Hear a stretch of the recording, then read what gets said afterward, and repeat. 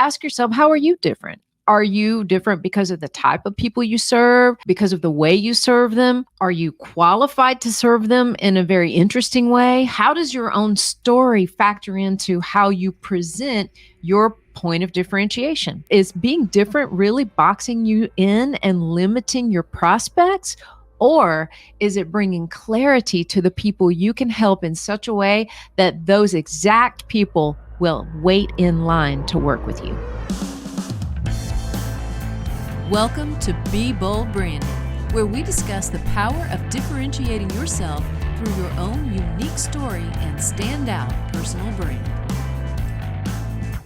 Today, we're going to talk about how to brand without boxing yourself in. You see, most people, important. It is. And most people think of branding as, putting yourself and your story out there in a very authentic way. And while that may be very true, the biggest benefits of branding are actually focus and clarity.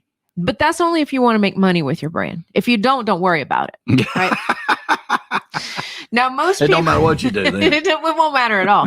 Most people do understand the need to focus your business and be clear about what you do, of course, but few people actually do that effectively. That's because many of them believe that a focused brand will just box them in. We hear those words a lot. Mm-hmm. Today, we're hoping to change your mind about this so you can present yourself and your business in a way that gets you noticed. In order to create a brand that showcases who you are and what you offer without boxing you in, there are 4 questions you need to ask yourself. Yeah, drum roll, please. The first question that you need to ask yourself is, what is that thing I want to be known for? This may sound pretty straightforward, but you'd be surprised how many people give vague answers to this question. They don't really know how to answer it. They don't do the deep dive to figure it out. I want to be known for coaching C-suite executives, or I want to be known as a personal development coach. Do you know how many of those exist? Believe it or not, that sounds poignant, but it's not. No, It's only the beginning. So then people say, okay, I want to be the go-to coach for personal branding. I meant personal development. Then we say, okay, well, what type of personal development? For what type of prospects? What do they do? What do they desire? What phase of life are they in right now? Why is personal development so important to them? Those are just the first few questions, because those questions could go on and on and on. So we ask you, is it really boxing yourself in to answer those types of questions?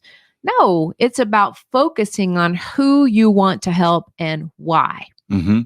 The second question is, how am I different from those who are also known for that? Okay. If you do the first one, you've already set yourself way ahead of the game. All right. If you go to the second one right here, though, you're doing even better. Answering these questions we get asked will get you started. Okay. But you have to go deeper in order to stand out in today's world. Tony Robbins has been the top personal development coach in the world for decades and decades and decades. But Tony started before the internet even existed, and there were not many competitors in this space. He's sort of like, there always has been, but it was very hard to know them back then. Now with the internet, you can just put that in there in a Google and you'll get like 1 billion different people that'll come up, right? Today, he'd have a much more difficult time building the following that he has and the brand that he has, because he never niched. He didn't have to. There's far more competition that are just a click away now. And today he'd have to be a lot more focused and say, I'm the personal development coach that. Mm-hmm. He'd have to articulate how he's different from all the other personal development coaches. So ask yourself, how are you different? Are you different because of the type of people you serve, because of the way you serve them? Are you qualified to serve them in a very interesting way? How does your own story factor into how you present your point of differentiation? Mm-hmm. So again, ask yourself, is being different really boxing you in and limiting your prospects? Or is it bringing clarity to the people you can help in such a way that those exact people will wait in line to work with you? Mm-hmm. Number 3, how do I express how I'm different? Okay, now this is sort of big, because now you've decided what's different, and now you're going to have to figure out how to express that. Once you determine how and why you're different, and of course, who you're trying to attract, then this part's the easier part. In fact, it's so easy that this is where most people start the branding process. Hear what I'm saying? This is where they normally start the branding process. They should have started it 2 questions ago, okay? Right. Because if they start here, it does go wrong. Most people start with developing a logo, getting their photo shoot, and creating their social channel websites. Like we call this like the 3 amigos, right? And you cannot start there. You got to back up and start with question 1 and question 2. Yeah. But let's face it, it's easy to skip the hard part, right? I mean, you go straight to dessert on Thanksgiving Day. I mean, that's the best part, right?